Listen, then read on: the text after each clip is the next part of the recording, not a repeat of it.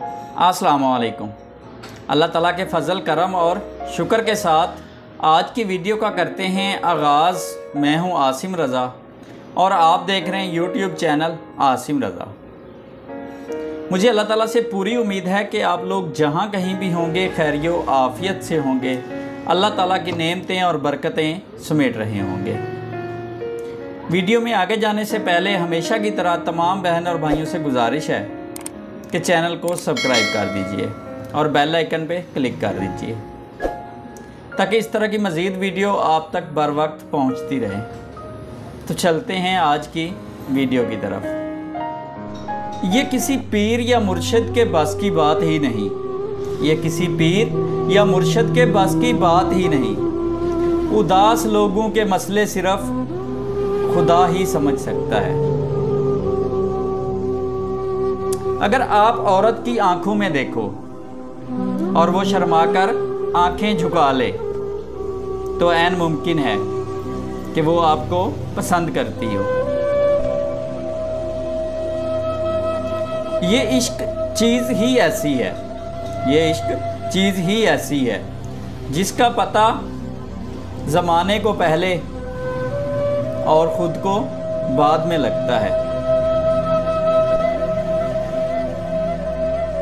किसी को जहन से कबूल करना और किसी को दिल से कबूल करना, ये दो अलग अलग बातें होती हैं। इन दोनों बातों में ज़मीन आसमान का फ़र्क होता है।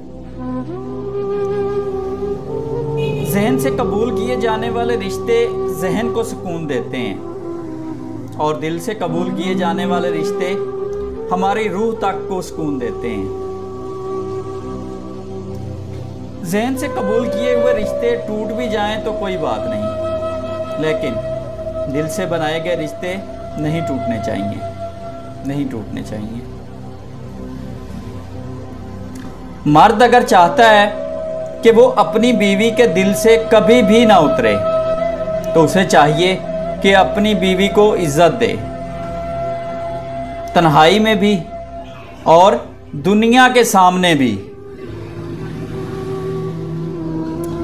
गलतियां नहीं करेंगे तो कैसे पता चलेगा कि कौन कौन हमारे गिरने का इंतजार कर रहा है। इंसान को बस अपने मनपसंद इंसान की ही तलब होती है, फिर उसको चाहे लाख समझा लो, ये अच्छा है, ये हसीन है, ये ले लो या ये मांग लो, मगर नहीं। इंसान चाहता है तो सिर्फ अपने मनपसंद इंसान को, उसके अलावा कुछ नहीं। मनपसंद शख्स इंसान की बर्बादी का सबसे बड़ा जरिया बनता है। तुम्हें पता है ये मोहब्बत अपनी मर्जी से नहीं होती, ये नसीब में लिख दी जाती है। किसी के नसीब में रिज़्क़ की तरह और किसी के नसीब में रोग की तरह।